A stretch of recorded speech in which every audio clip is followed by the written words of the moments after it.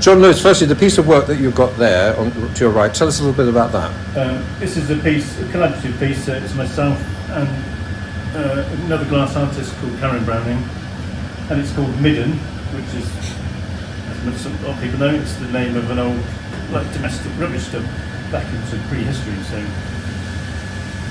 So basically this is a television, so it's a Bang & Olufsen BU Centre 1 TV, completely deconstructed and melted down and machined and polished and ground up and made into a core sample, like a sedimentary core sample.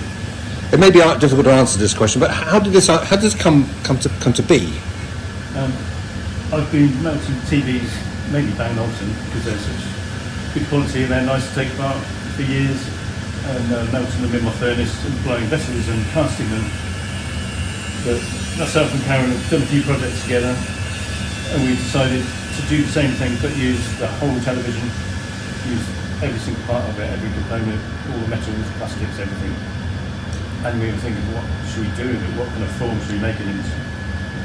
And then we just thought about core samples and sedimentary layers and landfills and rubbish tips and throwaway society, and how things these days are built with, a limited life. So they're built to last 2 years and then they get thrown away.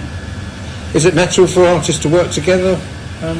Yeah, it's exciting because it kind of takes you away from what you normally do. So this is nothing like what I normally do. We're using, just doing something interesting. And we've just seen a picture of a piece of work which will be part of this news item that you've sold to the Victoria and Albert Museum. Yeah. So again, tell us a bit about the work and how did the whole thing with the V&A come about? The V&A, we were exhibiting this piece and some other similar pieces which were the same. They were like sedimentary core sample pieces made from television screens.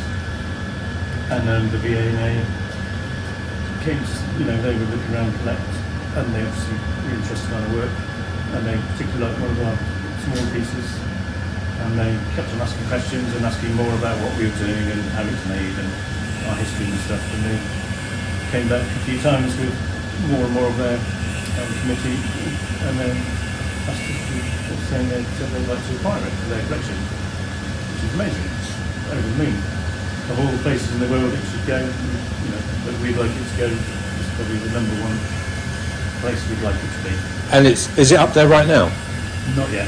So at the moment it's in Shroud, and we're waiting to hear what dates we should go and deliver it, and we've been asked to put it in a nice box and deliver it for their collection soon.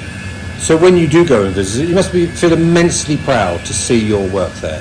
Yeah, absolutely. It's kind of, I think it's everyone's dream to have a piece in the V&A Museum. And so, we've talked about that, we'll talk about this. Is there anything else? You're busy enough, but anything else you're working on?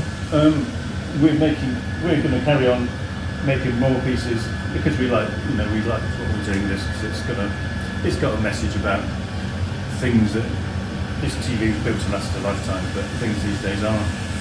We're brought up, myself and Karen were brought up when things were built to last a lifetime.